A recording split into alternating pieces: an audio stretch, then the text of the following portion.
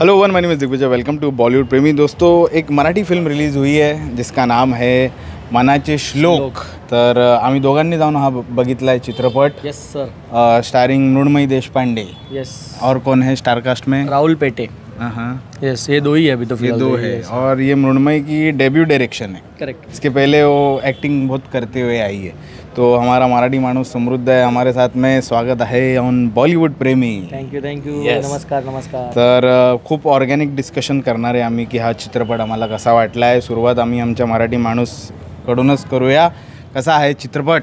नमस्कार मंडळी। मनाचे श्लोक। मनाचे श्लोक सर, म्हणजे हा जो चित्रपट जेव्हा ह्याचा टीजर पाहिला, टीजर मला जास्त काय कळालं नाही, बट जेव्हा त्याचा ट्रेलर पाहिला, ट्रेलरमध्ये जरा इंटरेस्टिंग वाटलं की एक मुलगा आहे, तो मुलगी शोधतोय की लग्नासाठी, त्याचे घरचे खूप फोर्स करतायत। आणि मृण्मयी देशपांडे असा कॅरेक्टर लिहिलं आहे की तिला ट्रेकिंग खूप आवडते तिला।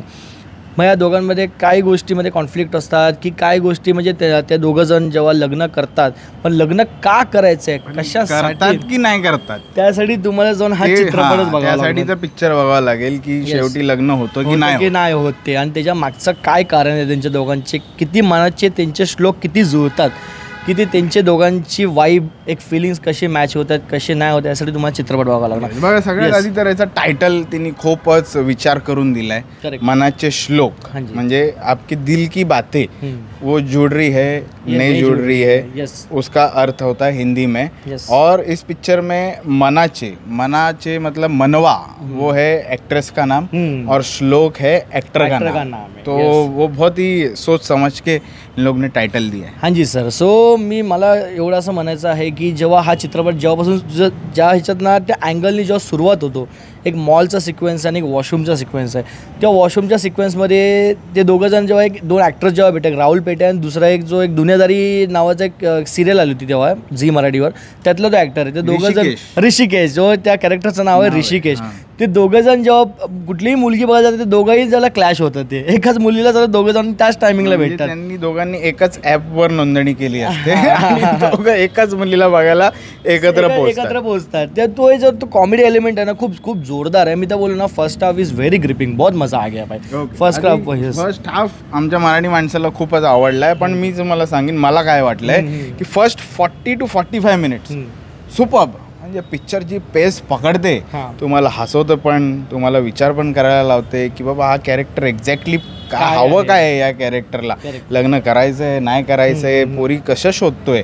आत्ता जरा लोक वेगळं विचार करतायत, आजची जी पिढी आहे तिचं काय विचार आहे ते जरा मृण्मयीने दाखवायचा प्रयत्न केलाय या पिक्चरमध्ये। आता तुम्ही जसे बोला की काळ बदललाय, मी तर बोला काळ बदललाय, विचार बदललेले आहेत, माणसांची माइंडसेट बोलतात ना, विचार करण्याची एक वेगळी क्षमताच बदललेली आहे। आणि ह्या पिक्चरमध्ये ते प्रॉपर जस्टिफाय केलं की त्यांनी जो विषय मांडला आहे हा जो लग्नाचा, त्यांना पहिली गोष्ट सोसायटीला असेल जास्तच हे पॉईंट केलेलं आहे की आपल्या जेव्हा एका लग्नामध्ये समजा एक फॉर एक्झाम्पल कोणाचं लग्न आहे, त्या लग्नामध्ये समाज जास्त मॅटर करतो, एक जात जास्त मॅटर करते की हा समाज काय बोलेल।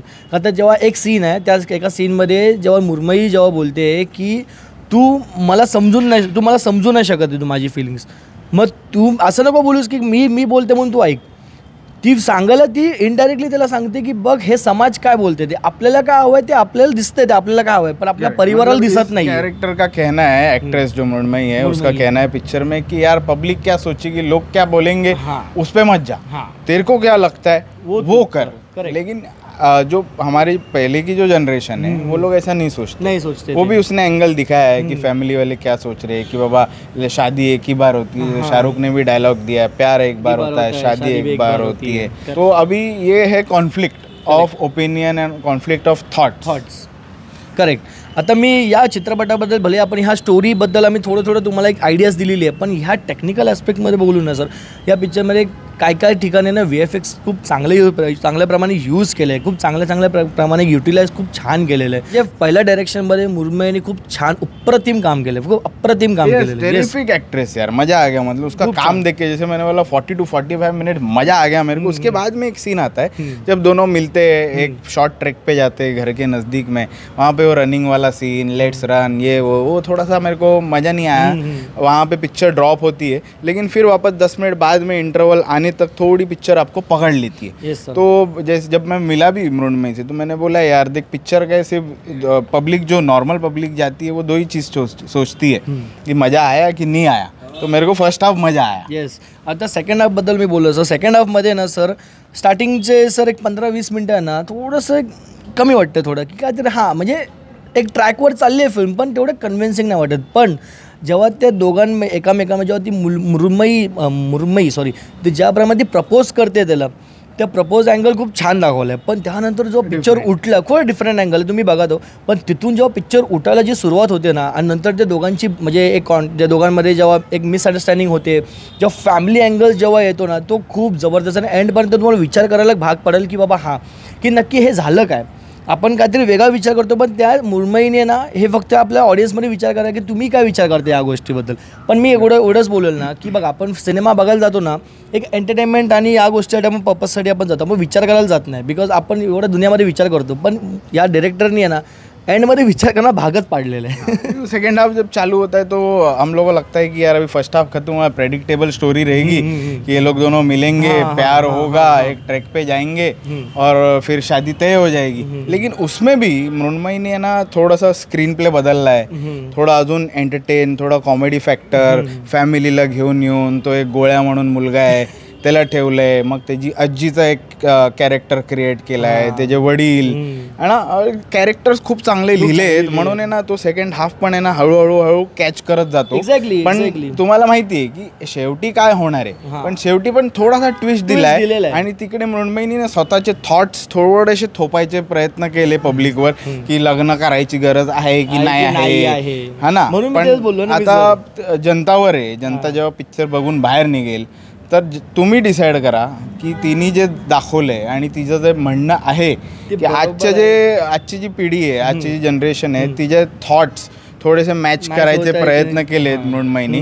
पण कुठे ना कुठे बघ डिफरन्स ऑफ ओपिनियन प्रत्येक माणसात असणार आहे। मला पण काय थॉट्स तिचे ओके वाटले, काय थॉट्स मला असं वाटलं की जरा जास्तच होतंय ॲक्च्युली सर। म्हणजे जेव्हा आता बघायला गेलं तर ही जी स्टोरी आहे जो टार्गेट ऑडियन्स आहे हे ओव्हरऑल 18 ते 30, 35 to 30 हां 20 to 35 पर्यंत त्यांच्यापर्यंत ते एक बोला इझिली समजेल।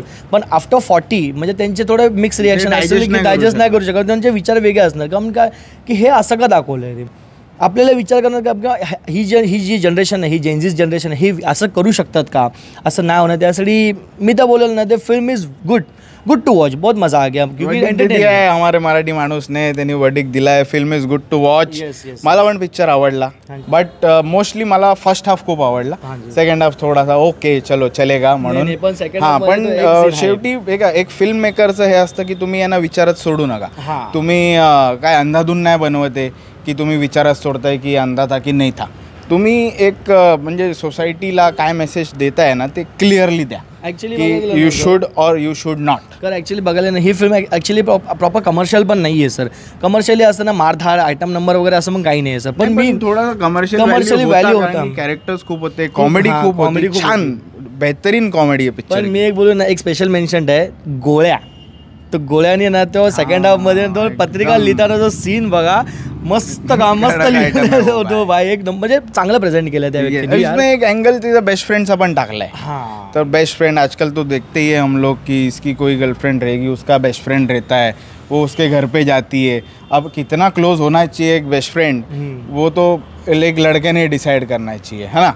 तो वो एंगल भी अभी उसने दिखाने की कोशिश तो की। खरं सांगू सर मी हे सांगणारच नव्हतं मी, आता तुम्ही ॲक्च्युली स्पॉइलर दिलं बिकॉज हे ना मला सांगायचं होतं की तुम्ही बघा हे म्हणजे अरे तुम्ही सांगितलं ठीक है, हर बेस्ट फ्रेंड चूतिया ही होता है भाई, बात तो सही है सर।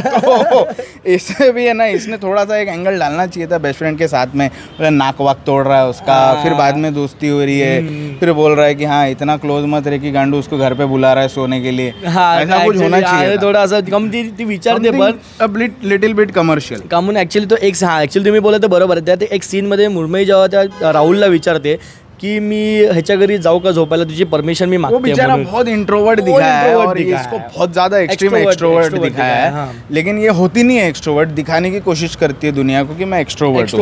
तो ठीक है, बैलेंस रखा है. Mrinmay, you are lovely on the screen. वो जो लड़का है उसका भी काम बहुत बेहतरीन लगा, बहुत परफेक्टली कैरेक्टर्स को इन लोग ने एक मिश्रण किया है. मजा आ गया मेरे को भी. मेरी तरफ से आउट ऑफ 5 इस पिक्चर को 3 स्टार. समूह ने भी गुड बोला है, मतलब गुड मतलब 3 ही होता है, 3 3.5 वर्डिक्ट ऐकलाय तुम्ही. या पिक्चरचा नाव आहे पिक्चरचं मनाचे श्लोक. अजूनही मी विचारत आहे करायचं की नाही करायचं. आता पुढचा पार्ट 2 आणशील तर बाबा तू सांग की मी लग्न करते, मग मी पण जाऊन करीन कोणाशी तरी. ॲक्च्युली सेकंड पार्ट आणा, बिकॉज आमच्या दिग्विजय साहेबांचे मनाचे श्लोक जोडले पाहिजेत. थँक्यू.